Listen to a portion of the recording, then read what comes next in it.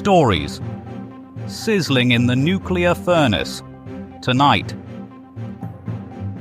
Royal wood's now wood for the people, declares Henry. Hanford's hot pot of plutonium, will it ever go cold? And peace pipe puffed at Fort Laramie. Red cloud calls for calm before the storm. And later we ask, are introvert chickens the key to world domination? One feather at a time. Those are the headlines. Burn before reading and after. Study, news bang, providing a dash of salad to the throat of spinach. Italy Doris Pancake, 1217. King Henry III's everyone into the woods policy has caused a right royal panic amongst England's deer population. His Charter of the Forest, described as medieval Woodstock, has given peasants unprecedented access to royal woodlands, leading to scenes of chaotic foraging. Eyewitnesses report hordes of unwashed peasants roaming the forests, armed with pointy sticks and a newfound sense of entitlement. Peasant what the unwashed. It's brilliant. Yesterday I'd be hanged for picking a mushroom. Today I can bludgeon a deer with it. Lord Geoffrey of Twattington, aghast, declared, "Next they'll want the vote. This is anarchy." The Charter, which lasted until 1971, when Britain ran out of trees, marked the first time commoners could legally touch nature without filing triplicate forms. 1944. Scientists have created the world's first nuclear reactor using the highly sophisticated technique of hitting rocks together really hard until they glow. The B reactor, named after its safety rating, we're not making this up, was built under such tight security, workers forgot their own names. Project supervisor Dr. Splendid. We've created something that could power cities or vaporize them. Fingers crossed. Workers reported glowing underwear and X-ray vision, which management dismissed as teething problems. Local resident Doris Pancake claims her chickens are now laying radioactive eggs. They're ready boiled, she insists. Meanwhile, cleanup crews are still dealing with mysterious glowing puddles that hum show tunes. 1868. The US government has signed a treaty with the Lakota people. This historic agreement comes after Red Cloud and his warriors thoroughly trounced the US cavalry, proving that negotiation is often best served after a good old-fashioned butt-kicking. The Treaty of Fort Laramie recognizes Lakota rights to the Black Hills. But let's be honest, treaties are like New Year's resolutions, easily broken, especially when gold's involved. Red Cloud's war was a masterclass in strategic whoop-ass, forcing the US military to abandon their forts and sign a treaty that basically said, "Please, stop hitting us." The Fetterman fight, a low point for the US cavalry's fashion sense, those hats, saw an entire detachment wiped out. Serves them right for trespassing, really. A news bang, refining the raw stuff of facts into golden grains of truth. And now for the weather forecast. Here's Shakanaka Giles with his unique perspective on atmospheric phenomena.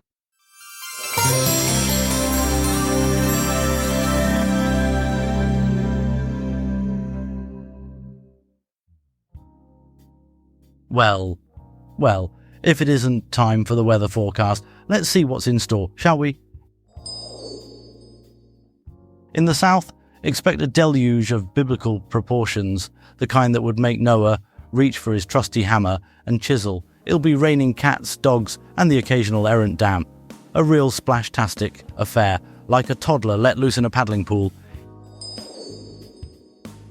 Heading north, the winds will be howling like a pack of disgruntled banshees, strong enough to send your Broly flying faster than a bat out of hell.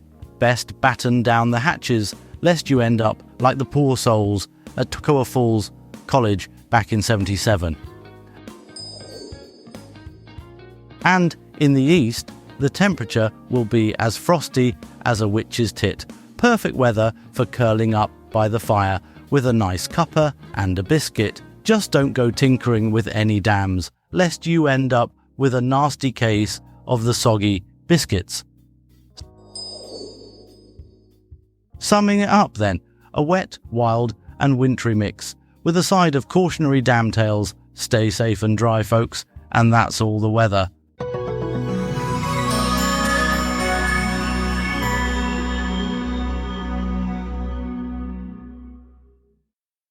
Tatende 1917.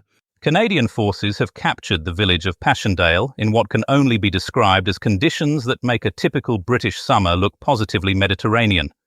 Lt. Gen. Curry, initially reluctant to send his men into what he described as a mud bath with bullets, has achieved what many thought impossible. For more on this muddy victory, we cross live via our time travel correspondence unit to Brian Bastable, who's wearing period-appropriate Wellington boots. This is Brian Bastable, reporting from the hellscape that was once Passchendaele. The mud here isn't just mud anymore, it's a living, breathing entity consuming men whole. I've lost 3 sound technicians to it already. They went down singing God Save the King. The Canadians are advancing through what can only be described as Satan's porridge. Just moments ago, I watched a sergeant major being sucked into a crater shouting, "Tell my wife I forgot to feed the cat." The Germans are putting up fierce resistance, but the Canadians, oh the Canadians, they're moving forward like angry moose in hunting season. I've just seen a man from Toronto carrying his own legs under his arms, asking if anyone's seen his torso. Remarkable spirit. The rain hasn't stopped for what feels like 7 years. My notebook has dissolved, my mustache has rust, and I'm fairly certain my left boot contains 3 deceased infantrymen. General Curry himself just passed by, skiing through the mud on 2 dead horses. He's looking rather put out about the whole affair, muttering something about, "I told them so," while dodging artillery shells. The village, if you can call this heap of splinters a village anymore, is finally falling to our boys. A German machine gunner just surrendered after running out of bullets, throwing his helmet at our lines in frustration. It's still stuck in the mud halfway across no man's land. This is Brian Bastable, standing waist-deep in what I pray is just water, for Newsbang. 1963. On this day in 1963, the political landscape of South Vietnam was redrawn yet again. Nguyen Ngoc Tho assumed the mantle of Prime Minister, a civilian sheep in military wolf's clothing, following the tumultuous assassination of Diem. A move, some say, had the fingerprints of US influence all over it. But as history would have it, Tho's tenure would be but a fleeting footnote, a mere prelude to further power shuffles. For a deeper dive into the quagmire of this political chess game, we turn to Ken Shit. Right then, ladies and gents, welcome to the 3-ring circus of power that was South Vietnam, 1963. 5 days after President Diem got his ticket well and truly punched, we've got ourselves a new ringmaster, Nguyen Ngoc Tho, handpicked by General Big Min, Duong Van Min, and his merry band of coup-plotting Muppets. Picture this, Diem's body's barely gone cold, and these power-hungry chancers are already playing musical chairs with the leadership. Tho, who spent his days as Diem's vice president, nodding and smiling like a dashboard ornament, suddenly finds himself promoted to the big boy chair. But let me tell you something, folks, this ain't no fairy tale. This is a puppet show, and General Min's got his hands so far up this administration, he's practically tickling Tho's tonsils. The Americans, they're watching from the sidelines like proud parents at a school play they've bloody well written. This whole setup's got about as much stability as a 3-legged chair in a hurricane. Those about to find out that being the civilian face of a military junta is about as comfortable as sitting on a hedgehog. Mark my words, this government's got an expiration date shorter than a mayfly's weekend. Ken Shit, reporting from the Absolute Dog's Dinner, that is Saigon 1963. Back to you in the studio. Italy to Stalen. 1217. 1217 now, where King Henry III has just legalised looking at trees. Yes, in what's being called the People's Tree Pass, commoners can now walk through royal forests without being immediately executed. The charter, written on what court scribes describe as the good parchment, not the stuff we use for shopping lists, has transformed medieval justice. Weekend entertainment, Hang the Wood Gatherer, has been cancelled, leaving several hangmen to pursue alternative careers in tree identification. For more on this groundbreaking development, we cross live to our medieval affairs correspondent, Hardiman Pesto, who's standing in what he assures us is Sherwood Forest. Thanks, Martin. I'm here with Lady Agatha Woodsmoke, the realm's foremost expert on telling trees apart from large shrubs. Actually, I'm a royal forester and chief advisor on the new charter. Lady Woodsmoke, these trees behind us, are they meant to be this tall? What? Yes, trees are traditionally quite tall. About the charter. Pesto, can we focus on the actual changes to forest law? Absolutely, Martin. The big news is that commoners can now graze their livestock here. I'm actually standing next to several pigs right now. Those are deer. No, definitely pigs. Very elegant pigs with excellent posture. Pesto, those are clearly deer. Martin, I've been covering medieval livestock since Tuesday. These are what we in the industry call forest pigs. Very rare, known for their branching antlers and, they've bounded majestically away. Most unusual behaviour for pigs. Perhaps we could discuss the 40-shilling fine for poaching. Yes, 3 shillings. 40 shillings. 3 shillings and a firm handshake. 40 shillings. Lady Woodsmoke seems quite passionate about these forest pigs. And what about the return of improperly forested lands?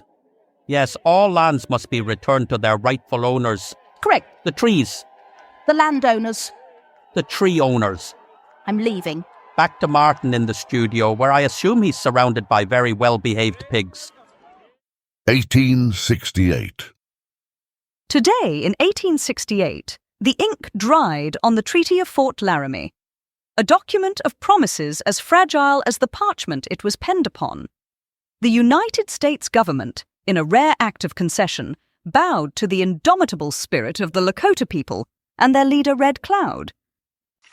Yet, the treaty, a parchment of peace, would unravel as gold lust tore through the Black Hills like a hungry wolf through a flock of sheep. For a more in-depth look at this historical accord and its tragic aftermath, we turn to Melody Wintergreen. Fort Laramie, Wyoming, 1868. Melody Wintergreen here, where the wind whispers tales of broken promises and the dust settles on a treaty that's about to be shattered. Red Cloud, the legendary Lakota leader, has just forced the U.S. government to its knees. He's signed the Treaty of Fort Laramie, securing the Black Hills for his people. It's a victory, a moment of triumph for the Lakota, their ancestral lands finally safe from the encroaching white man.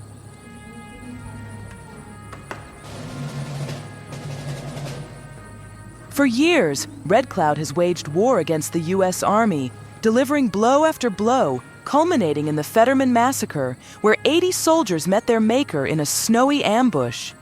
Now, the government is suing for peace, offering concessions faster than a politician at a town hall meeting. The treaty promises the Lakota exclusive rights to the Black Hills, a sacred land, a place where spirits roam and buffalo still graze. No more white settlers, no more forts, no more broken promises. Or so it seems. But there's a catch, a glimmering golden catch. Gold has been discovered in the Black Hills, and it's about to ignite a firestorm of greed that will tear this treaty to shreds. The ink may be dry, but the battle is far from over. As the sun sets on Fort Laramie, a sense of unease hangs in the air. The treaty is a promise, yes, but it's a promise made on shaky ground, a promise built on the shifting sands of American ambition. This is Melody Wintergreen Newsbang. reporting from the frontier where the future of the Lakota hangs in the balance. News bang, digging for the dirt, raking in the truth. Polly Beep, what travel troubles are testing our commuters' patience tonight? Evening, my little road runners. Polly Beep here with a traffic update that's more tangled than a bowl of spaghetti on a roller coaster. We start with a serious incident at Ufton Nervet. Avoid the A4 and B3051 like the plague, folks. There's been, well, let's just say it's a bit of a mess down there, and the emergency services are busier than a one-legged man in an arse-kicking contest. The M4 westbound is jammed tighter than a pair of skinny jeans on a sumo wrestler. They're suggesting a detour through Reading, but be warned, the town centre has been invaded by Morris dancers. Hundreds of them. Bells are ringing and hankies are waving. It's a right folk-tastic free-for-all. On the A34, a flotilla of rubber ducks is causing a bit of a quack-up. They've escaped from a nearby carnival and are waddling northbound, causing smiles and slowdowns in equal measure. And on the M25, it's polishing time. That's right, folks. They're giving our beloved motorway a good old-fashioned buff and shine. Expect delays and a road surface so shiny, you can see your own reflection, and possibly your future. This is Polly Beep signing off. Drive safe, my dears, and if you see a rubber ducky wearing a life jacket, give him a wave. 1944. And now, for today's scientific revelation about tea and atomic warfare, here's our science correspondent, Calamity Prendeville.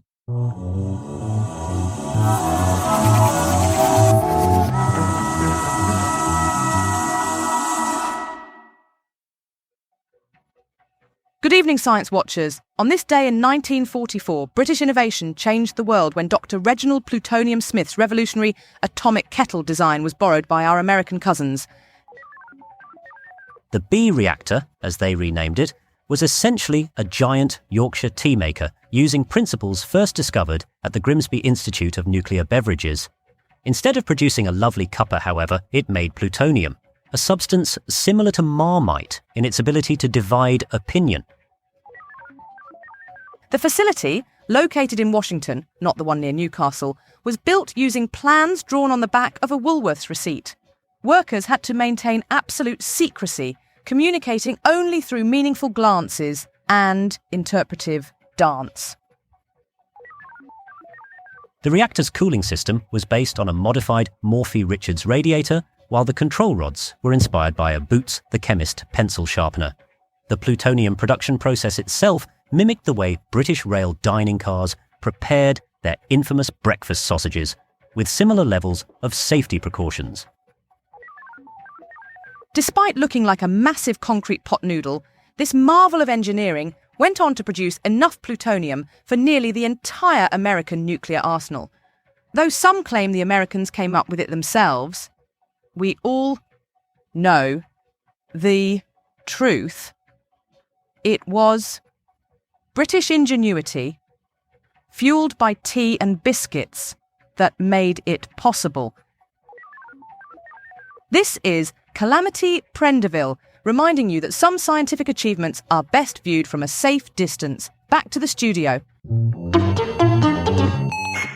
And this do, there's a Sudras, news bang, reality check by appointment, factual anesthesia provided for your comfort. 1856. Breaking literary news from 1856, as we've just learned that a mysterious author has infiltrated the hallowed pages of Blackwood's magazine with tales of clerical shenanigans. The author, claiming to be a George Eliot, has submitted what our sources describe as stories about vicars doing things. The manuscript, which some say was delivered by a woman in a fake moustache, has sent shockwaves through the literary establishment. For more on this ecclesiastical exposé, we go to our religious affairs correspondent, Pastor Kevin Monstrance.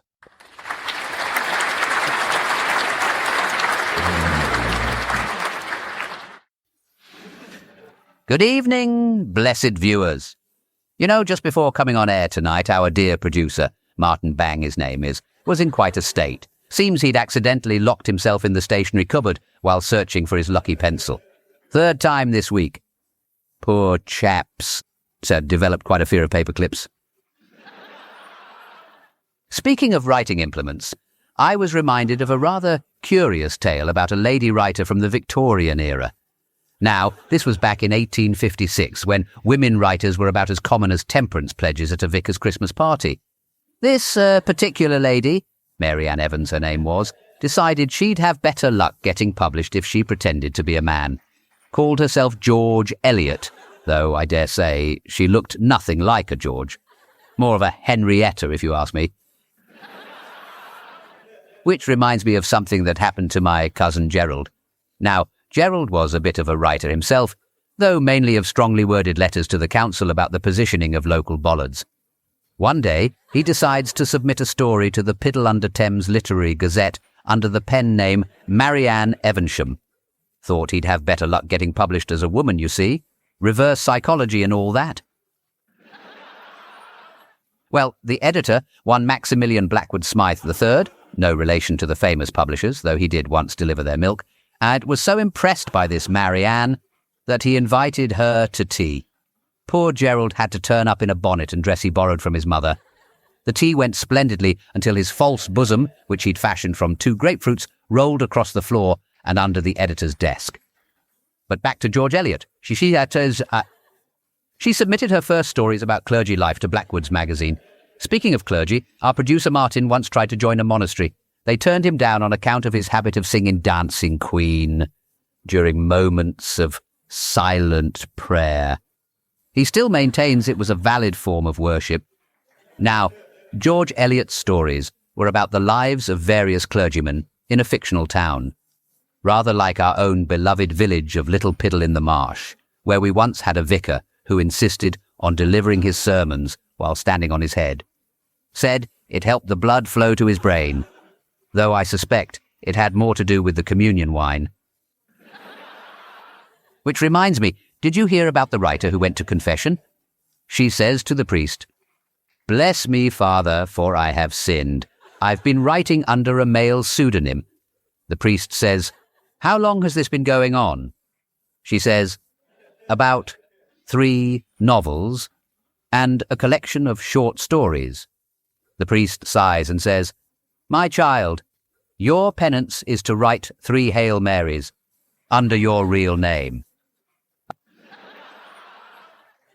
But I see Martin's waving frantically from behind the camera. Probably stuck his hand in the pencil sharpener again. Time to wrap things up, though I do hope George Eliot's success gives hope to our dear producer. After all, if a Victorian lady can succeed by pretending to be someone else, perhaps there's hope for a man who mistakes the stationery cupboard for the executive washroom.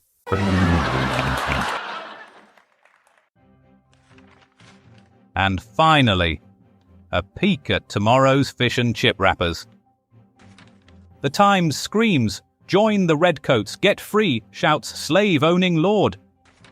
The Telegraph trumpets, Harrison wax, Tecumseh's trousers. The Mail splashes, Caspian Sea turns to oil, giant chip shop planned. And the Express exclaims, OAP in tree stops traffic. Nothing to do with the rest, of course. The Mirror bellows, Giraffe's wedding hat gaff. Still none the wiser. And that's your lot. Newsbang returns tomorrow with more news that isn't. Oh, and last week's competition winner? A chicken. Nighty-night. Tune in next time for more artificially intelligent hilarity. Newsbang is a comedy show, written and recorded by AI. All voices impersonated. Nothing here is real. Good night.